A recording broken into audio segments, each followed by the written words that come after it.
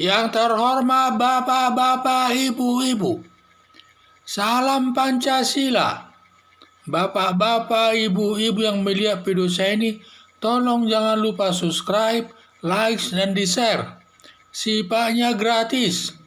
Saya akan mengomentari dalam survei nasional Risma hari ini tertinggi elektabilitasnya sebesar 40%. Dalam survei nasional, Risma hari ini sebagai Menteri Sosial tertinggi elektabilitasnya dalam meraih jabatan Presiden tahun 2024. Hasil survei tersebut selalu berubah-ubah elektabilitasnya. Pada tahun yang lalu pernah Prabowo Subianto menduduki elektabilitas tertinggi, lalu Ginanjar Kartasasmita, Ginanjar Gubernur Jawa Tengah, pernah sebagai menduduki elektabilitas tertinggi. Sekarang disingkirkan oleh Risma hari ini, mantan wali kota Surabaya ini. Risma hari ini melihat, mungkin masyarakat melihat Risma hari ini dalam melihat kinerjanya banyak belusukan ke kolong-kolong jembatan untuk membantu para pemulung di kota Jakarta, dan ikhlas kinerjanya ketika menjabat wali kota Surabaya pun kinerjanya tetap baik tanpa ada tujuan apa-apapun harapannya. Dia kelihatannya hanya melaksanakan tugasnya dengan baik. Soal nanti apa yang terjadi depan dia tidak tahu. Karena itu nanti Tuhan yang Maha tahu apa yang akan terjadi. Yang penting dia sekarang bekerja sesuai dengan tugasnya masing-masing. Sesuai dengan tugasnya. Risma hari ini kemungkinan menang menjadi Presiden Republik Indonesia, menggantikan Jokowi yang sudah habis masa jabatannya selama 2 periode. Risma hari ini selain kinerjanya sudah baik, diusung Partai Demokrasi Indonesia Perjuangan atau PDIP sebagai partai terbesar di Indonesia. Karena di negara Indonesia ada banyak partai, tetapi sampai sekarang yang punya perwakilan di DPR hanya 9 partai politik.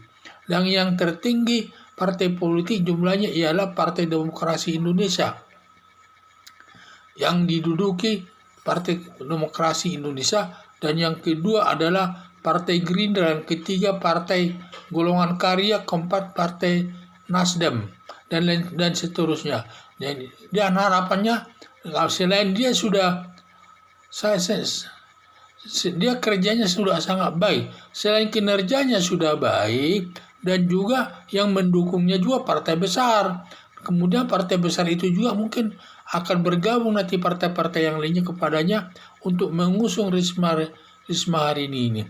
Mungkin yang mendukung itu nanti bisa saja Partai Nasdem, Partai Golongan Karya, atau Gerindra, dan sebagainya.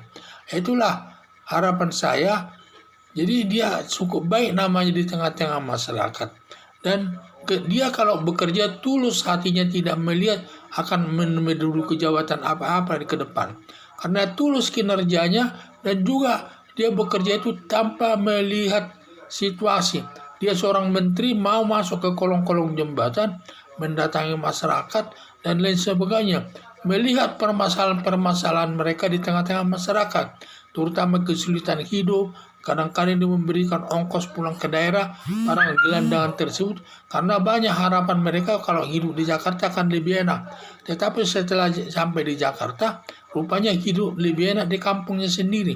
Mau pulang ke kampung dia punya uang, karena dia tidak ada uangnya karena dia gelandangan. Sehingga Risma hari ini pernah membantu orang yang demikian.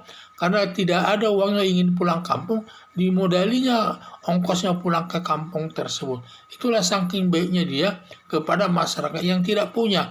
Dan hal itu tidak dibuat-buatnya, seperti ikhlas saja, datang begitu saja. Dan tidak ada harapannya akan mencapai jabatan ini, jabatan itu. Dan ikhlas saya lihat dia itu ya.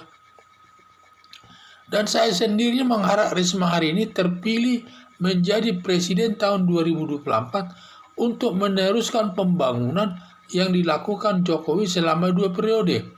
Karena pembangunan yang dilakukan Presiden Jokowi selama 2 periode sudah banyak. dan juga merata di seluruh Indonesia ini. Harapan saya juga terlaksana demikian. Dan yang terbaik lagi, terbebas dari perbuatan korupsi.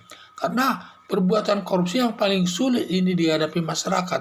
Banyak pejabat setelah diberikan jabatan, dia menjadi lupakan dirinya, malah melakukan perbuatan korupsi.